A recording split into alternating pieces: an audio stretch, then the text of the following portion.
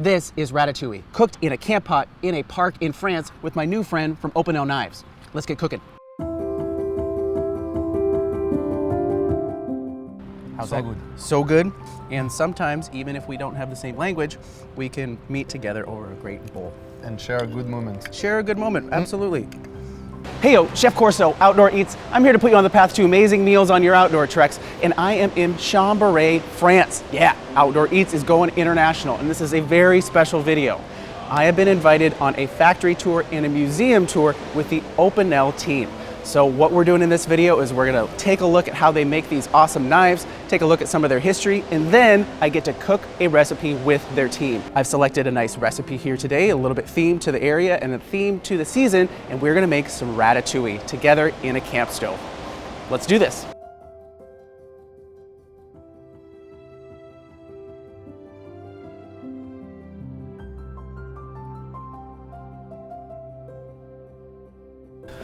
I have never seen so many OPINEL knives in one spot, and apparently this is the only place in the world that has everything.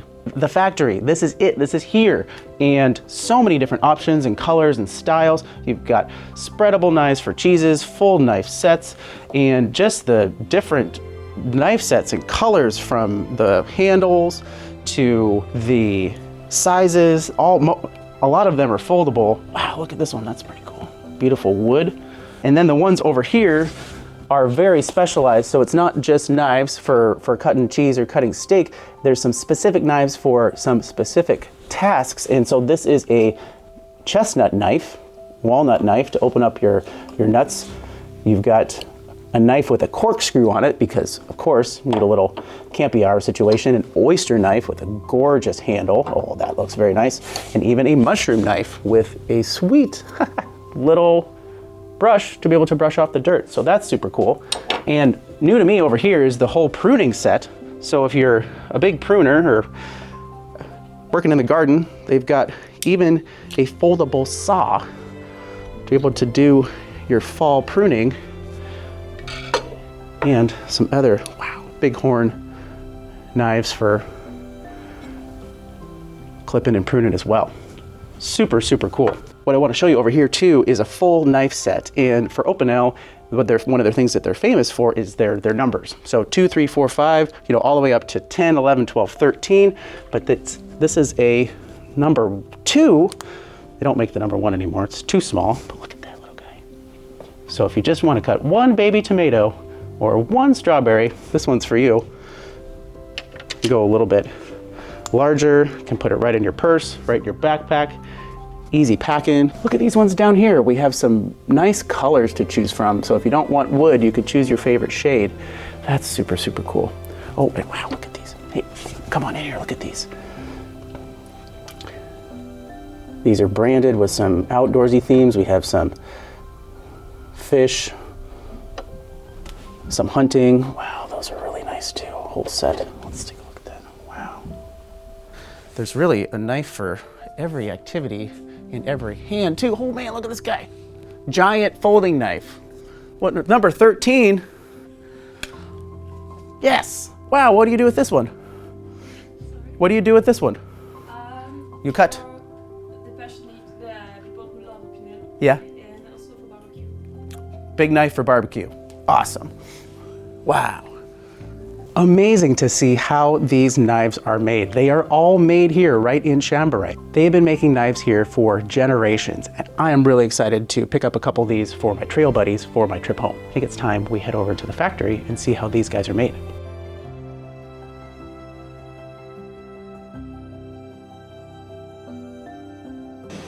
Good morning, Marie. Good morning. Hi. Hi, good to meet you. Nice to meet you too. Thank you for having me. So this is where it all happens. Yeah, this is the OPINEL factory in Chambery, where all the knives are produced. Very nice. And you're the communication specialist here at OPINEL? Yeah, communication with the website, social media, partnerships, that kind of thing. And how long have you been working here? Almost 3 years. Very nice. Yeah. So you have many knives. Yeah, a lot. Nice. Yeah. So walk us through what we're seeing over here. So we are going to see different workshops, the wood workshop, the grinding blade workshop, and also the ring workshop, because we have 2 rings on the knife. and to finish the assembly workshop, where all the components are So assembled. 4 parts to the whole factory. Yeah, Okay, actually, yeah. very nice. Well, it smells like wood in here. It smells great. Yeah, it smells great. Nice. Yeah. Well, where to first? We will begin by the wood workshop. Okay, let's Yeah. go. This is the first part of the process, Yeah, yes? this is the drying area. Okay. It's when we receive the wood square, because before the handle there is a wood square. So you receive a tote of Yeah. wood cut to a specific dimension. Yeah. And is this coming from a local forest? Yeah, local forest, mainly from Jura and Isère, which are very close area from Okay. here. And the main wood that we have is the beech wood. Okay. It's the OPINEL wood, and we also have the olive wood and some more exotic wood like ebony, for example. Sure. I know this just looks like a rectangle of wood, but this is super cool. Yeah. And the grain is beautiful, and there's a whole tote of them. Yeah. And I am excited to see how this eventually turns into a knife handle. Yeah. Very yeah. nice. And I love the fact that they're coming from local forests too. Yeah, exactly. Very Cool. near from here. Awesome. So we have multiple types of wood here, and Yeah. you're saying that each need a different level of moisture? Yeah, exactly. We have the traditional woods here, like beechwood or hornbeam, and more exotic woods like ebony. And those woods need are longer to dry. For example, ebony can take like 2 months sometimes to dry. Okay. Yeah. So it's like curing of a piece of firewood. When you harvest it, when you cut it, it's still green, has a lot of moisture, not the best for processing, so it needs a Exactly. little time to dry out and get ready, Yeah. but each wood is a little different. Yeah, exactly. Very and nice. there's a perfect temperature here to dry. That makes sense. This right here is a whole tote of beechwood, the classic wood of the OPINEL handle. This whole thing is filled with these rectangles, blanks ready to be processed and crafted into the handles. And what are these? These are for the smallest numbers, from number 2 to number 4. So number 2 to number 4, you get a dowel rather than a rectangle. Yeah, exactly. Very fun. It's not a cork. No, it's not. Not a cork. Cool. So the rectangles go into a conveyor belt Yeah. on the front part of the machine, and then get lathed. Yeah. There is actually a steel form in the machine Okay. and a wheel, and the wheel follows the steel form and shape the handle. So it shapes the handle, and then it comes out right Yeah, here, exactly. all ready to go. Yeah. So it starts out like this, and then ends up like this Yeah. in just a few seconds. Yeah, exactly. It's amazing. And so we can't actually show you the lathing process because it's proprietary. Because this is very, very special to you guys and very special to OPINEL. But let me tell you, it's really cool. It takes just a few seconds to get from this to this.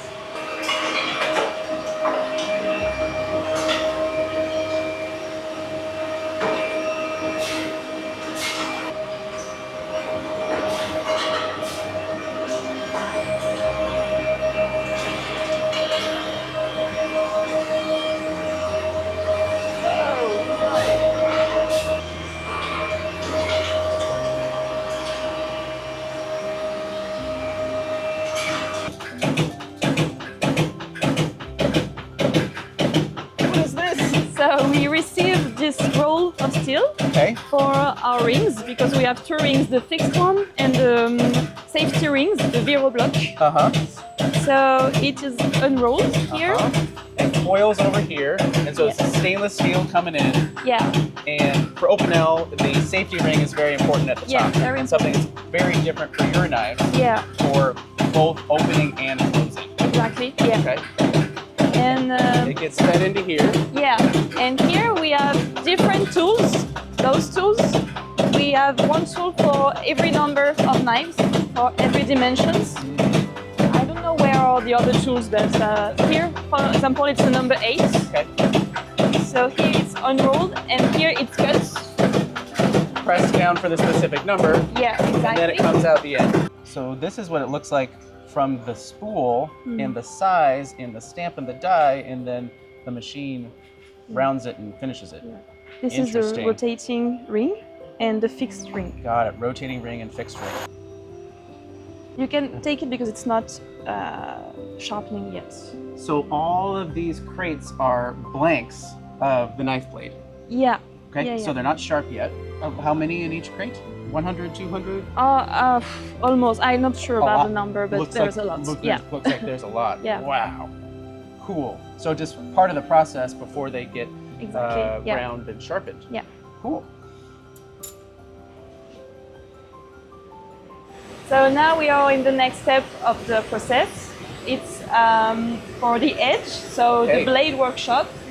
This is the blade before being grinding and shape and sharpening. Yeah. And this is the blade after the process. Wow. Look at that. Yeah. So it's a little bit thinner, it's polished, and Yeah. it does and have sharp. an edge. Very Exactly. sharp. Yeah. It's 50% of the steel that have been removed. And this is a stainless steel blade? Yeah, stainless steel. Yeah. We work with two steels: the carbon steel and the stainless steel. Carbon steel The and stainless steel. More, Okay. yeah, more stainless steel because it's less corrosive. Yeah. Okay. So I think that the interesting fact here is that this is actually quite thick and pretty heavy, but 50% of the blank ends up into the final knife. And one thing that was interesting that you shared in the woodworking area is that any of the spent wood, the wood that's ground off, the sawdust and pieces, is used as fuel in your furnace for your offices. Yeah, exactly. So nothing goes to waste. Exactly. That's Yeah. great.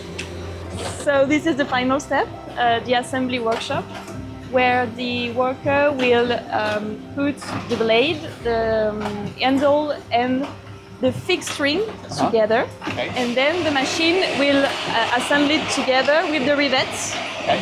And then we have two other steps with the when the worker puts the ring, the rotating ring, Yeah. and then the sharpening, the sharpening the of final the, sharpening. Yeah, the final Okay. sharpening. So this is the final step of the process. We have the freshly lathed and freshly prepared handle.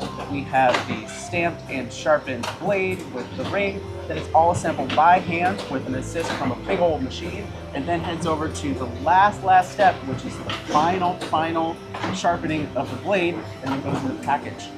I don't like saying anything is ever simple, but this is a very straightforward process about how to make the handle, how to make the knife blade, how to make the ring, and put it all together. There's a lot of thought that goes into this to make these knives perfect, but it's definitely not simple. Guys, look at this. It's a whole big batch of classic number 9 knives with walnut. Look at how beautiful that wood is. And what I've been noticing with this tour, it's not just about the quality blades and craftsmanship, it's also about the handle and the beautiful grain and colors that are in here. And I want all of these. Like, I want to take all these home. It's gorgeous. And the ring locks it in place. Look at that. Absolutely gorgeous knife. I love that they are using local woods, walnut, oak, beech, olive, ebony, and more. Absolutely beautiful.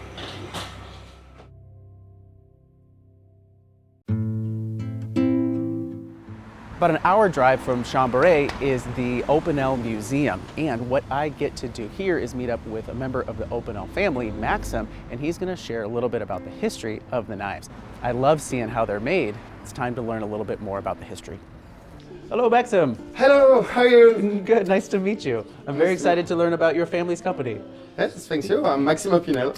I'm Great. the director of the Opinel Museum in Saint-Jean-de-Maurienne. I've only been to France a few times. Where are we in the country? Very close to the Italian border, at the eastern corner of France, in the Alps, very close to Chamonix, to Zermatt in Switzerland. Okay. So it's a beautiful place here. Beautiful place. So just driving in was wonderful, and so we're really close to a lot of other cultures and a lot of other countries. Yeah. And I'm excited to learn more about the history of the knives here. Yes. All right. Let's have a look at the museum. Maxim, is this your whole family? Yes, it's the family tree of all the Opinel family members that worked in the company. Wow. So this is a family business from a long time ago. Yeah. Over here we have one of your relatives. Yeah, this is a picture of Joseph Opinel, Yes. the real size. This is his real size? It was not so the, high. So the knife is bigger than him. Not so tall. No. Yeah. and the knife is the original size too. Wow. So he started the company. Yeah, he started in 1890.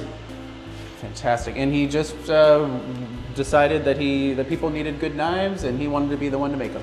Yes, before he worked with his father, producing tools, but he preferred producing knives, pocket knives. Gotcha. So he was a blacksmith producing other tools for the community, but then figured out that wanted to make some actual cutlery and knives. Yeah, Very yeah, nice. yeah. Thanks to this shape, this knife reached the success, and now it's sold in the whole world. So this foldable style, so this style of the foldable knife hasn't changed much since it started. No, it doesn't change for more than 35 years. The only difference is the safety ring that turn around the knife. Yeah, very, very nice. And Maxim, what is this part of the museum? We are inside the old forge where we produced OPINEL knives until 1985.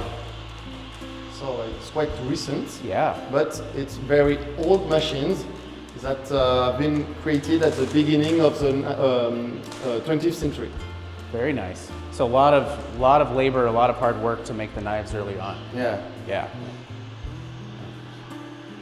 We need several machines to make the handles, to make the blade, Yeah. to sharpen the blade, etc.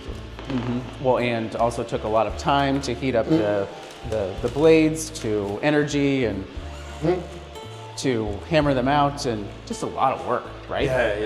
Yeah. I'm sure the nice new factory makes it a lot easier. Yes, of course. Very nice. These next exhibits in the tour is sort of the evolution of Opinel as a brand. Yes.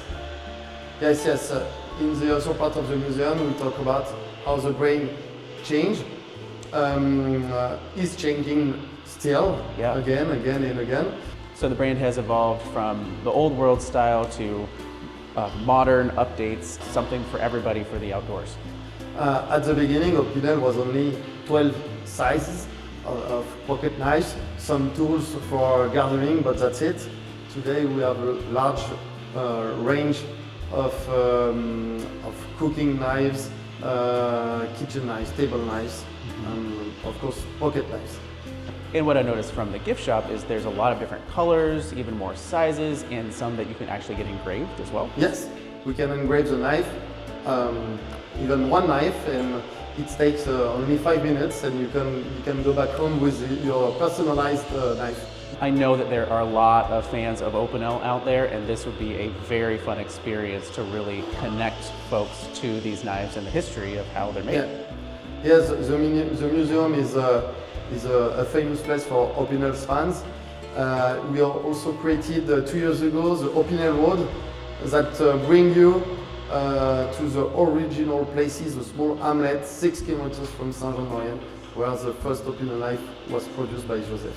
Nice. So you not only can see the museum here, but you could also go on a little tour and see some more of the history. Yeah. Maxim, as we were driving in, I noticed the gorgeous valleys and the beautiful mountains and kind of scoping out a couple spots to cook. You want to cook some lunch with me today? Yeah. It would be great to cook with you. Thank you. Right. Let's go find our spot. Let's go.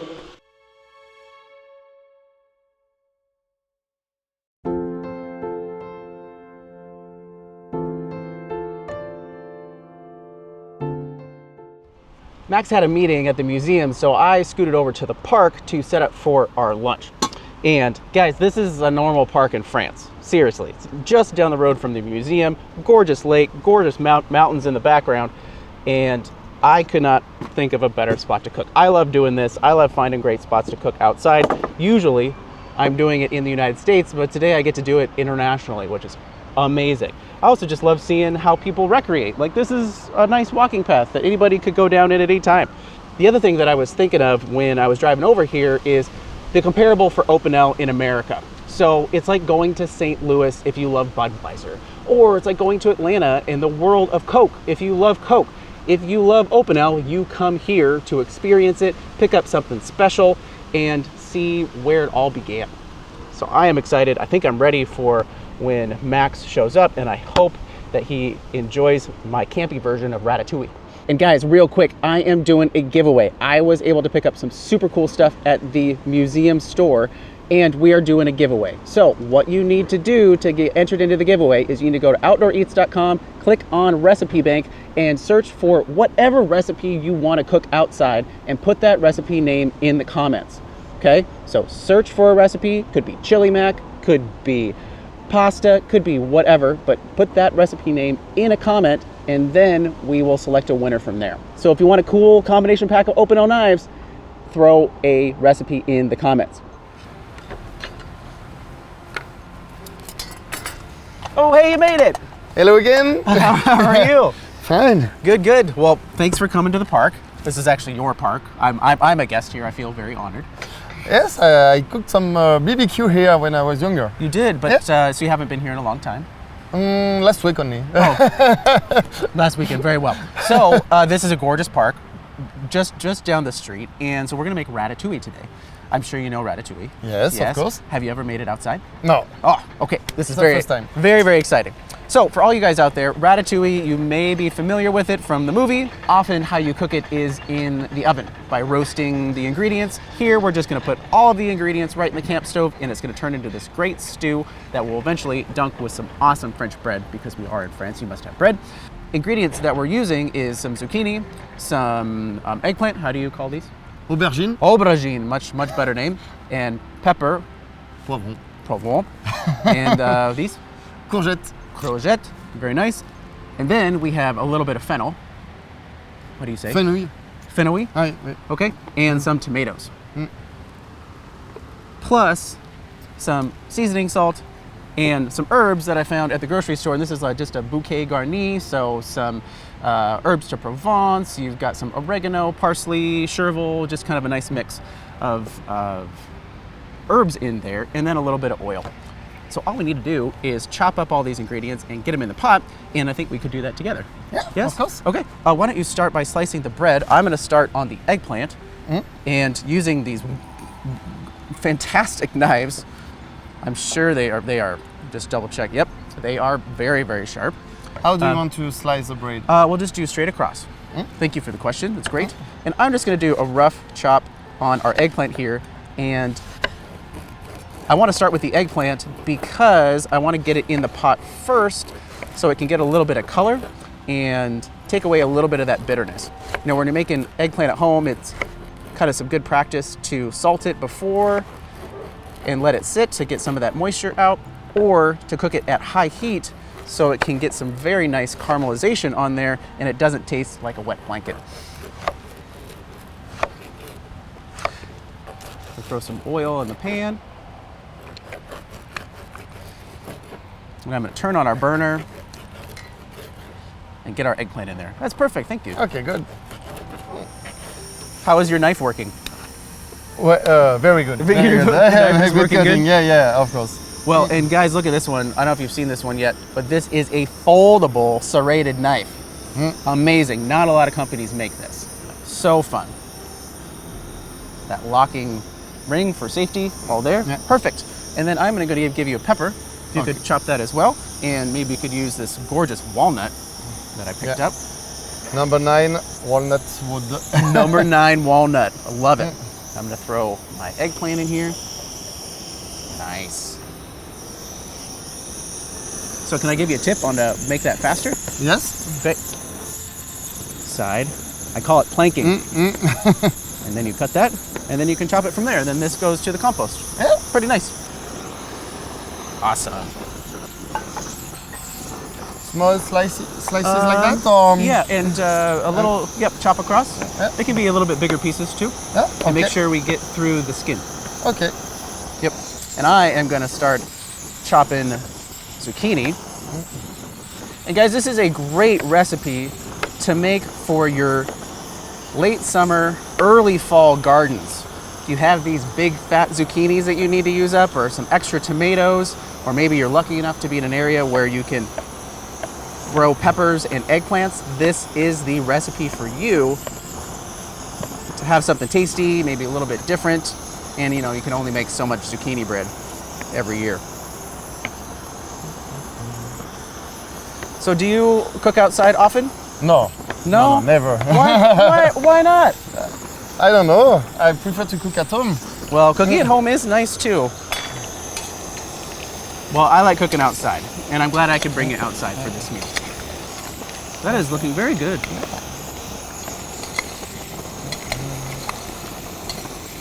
What are some ingredients of this region that you really like to eat? Cheese, bread, wine? There are so many ingredients from this area. Yeah. Very famous cheese. And what is the name of that cheese? Le Beaufort. Blue Beaufort. Yeah. And is it creamy? Is it soft? Is it aged? No, it looks like Comté. Conte? Ouais. Okay, so I think I know that cheese, and it's kind of a mild cheese that's sliceable. Yeah. Not like a goat cheese. No, Okay. no. So we have the eggplant, the zucchini, and the fennel with the oil in the pot so far. And yeah, you want to throw half of those peppers in here for me? Yep. Oh, yes, thank you.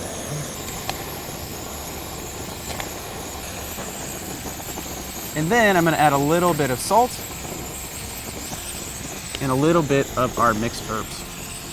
You can use Italian seasoning, a little chili flake, herbs de Provence, any mixture of herbs that you like, or just oregano or basil. Do you smell? Yeah. Does it hit the pot? Yeah. Yeah, that's looking really good. It looks good, yeah. Yeah, nice. Great, so for the last couple things we're gonna put in our pot is I need a little bit of garlic. And Max, we don't have purple garlic in the United States. Ah ouais? No, it's just white. It's not pretty like this. This is super pretty. What color, how do you say? Purple. Purple, yes. Just purple? Yeah. All right. Sometimes it's the same word, sometimes it's not. Oh, it is smelling great. The fennel and the eggplant are cooking. Some big old smash. And you could do garlic powder as well. Here I have fresh garlic from the store, so that's very nice. Just a rough chop, doesn't have to be fancy. And we're gonna put that in our pot as well. And I'm smelling that it's starting to cook on the bottom, so I need a little bit of water. So I don't want it to burn on the bottom. Yeah, Ooh. yeah. How does that look? Good. Looks pretty Very good? All right, good. And the last thing we're gonna add is some of our tomatoes. Beautiful summer tomatoes, and I think I wanna cut it with this guy. And what number is this guy? Number 4. Number 4, okay. It's so cute. And then does this lock as well? No, it's okay. securing. Oh, that garlic in the pot smells amazing. So I love these small ones because it means that you can slice anything anywhere. You put it in your purse, you put it in your pocket. It's very sharp, fantastic. But a little meat, cheese, and bread for lunch in a park with this little knife, that is great. I love that. And then some tomatoes going in the pot. Oh, that smells great. And this pan is getting pretty hot, so I actually have a bandana that I put around my neck that I have in my backpack so I could use for a pot holder so I don't burn myself. There we go. That is smelling very good. And look at the colors, Max. Wow, nice. So nice. I think I'll do 1 or 2 more tomatoes, and then we'll put the lid on it and let it simmer for, I don't know, 5 or 10 minutes. We'll check it out. And then... Will you cover? Yeah, I think I'm gonna cover it to keep the moisture in there.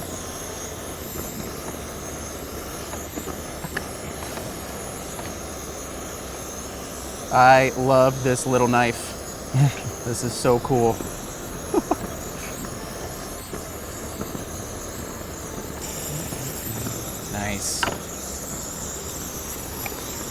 beautiful summer dish. It's also a very classic Southern French dish, yes? Yes, of course. There are many ways to make it, and often it is cooked in the oven. There are a lot of slices together, and very fancy, very nice presentation, or cooked in casserole, in a Dutch oven, or a baking dish, or a Pyrex pan. I love the fact that we can take those flavors of a dish that we can enjoy inside, but taking it outside and eat it at the park here. So I am just going to put the lid on it, and we will come back in a few minutes. Yeah. It's been cooking for about 5 minutes. Is it? It's smelling good to me. It's smelling good to you? Yes, of course. Okay, let's check it out. Ooh, nice steam. Wow. Oh, okay, that looks nice. Wow. All the vegetables have cooked down, tomatoes have cooked down. Wonderful color. And I just realized I was using a spork when I had 2 of the OPINEL picnic kits in here as well. And if you guys don't know these, check out this video here because I did a whole review on the picnic kit and the Nomad kit, but it is a spoon, a fork, and a pocket knife all in one. Super slick, and that just shoves right on there, and a perfect option to be able to eat and enjoy. Thank you. Thank you. You made it. So I'm just gonna bowl this up.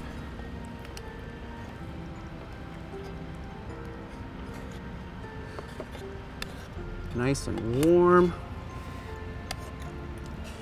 This is smelling great, fresh. Only took about 10 minutes to cook up in the pot, and with both of us chopping, didn't take all that long either. You know, a few slices of wonderful French bread. I've been loving the bread over here. It is just so, so good.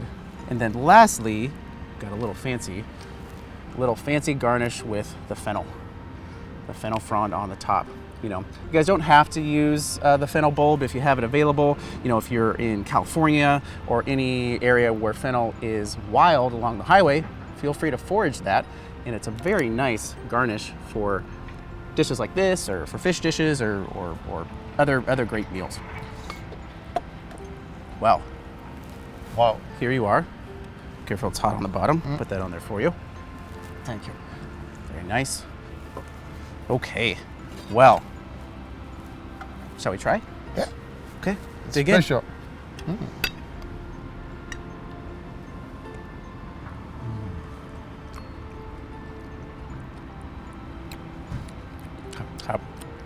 How's So that? good. So good?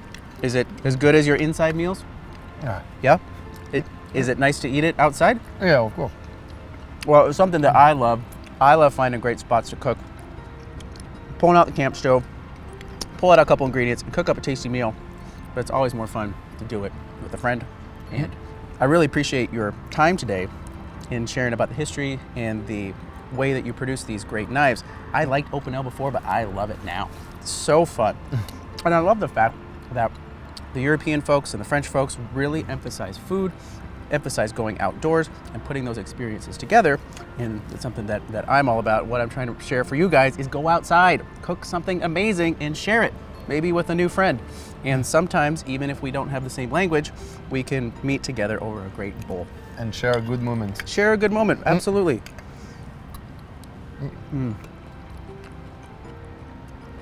It's so nice and so fresh. I love the colors here. And dunking the bread in the juice. So, so good. Very tasty. Well, this is very, very tasty for me. I hope it's tasty for you. Yeah. Which vegetable do you like the most in here? Maybe pepperoni. Good pepper? Pepper, Yeah. pepper. Yeah. That one tastes pretty good. Yeah. I haven't had eggplant in a while. That one's tasting pretty good to me, and I like having the fennel and the fennel frond on the top too. That's really good, and that bread is great. It's a real pleasure to share this this meal with you. And Chef Corso, Yeah. I have a little gift for you. You already gave me many of these beautiful gifts. But this one is very special Oh boy. in memory of your trip in the Alps, in the French Alps. Oh, wow. Thank you. Guys, this is a Chef Corso engraved knife with the Edelweiss flower here, which is local to the Alpen region. Thank you. Thank you so much. You're welcome. Well, again, thank you so much for sharing this whole experience with me, the park, the history, the production. It's so fun to be able to share a meal together, and really important for me to be able to share it outdoors, and I love that we can connect over a bowl at a beautiful place. So thank you so much.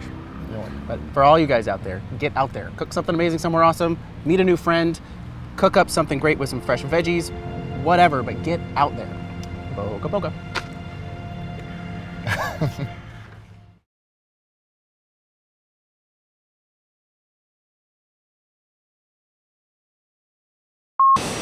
Good morning, Marie. Good morning. Nice to meet you. Nice to meet you too. This is the.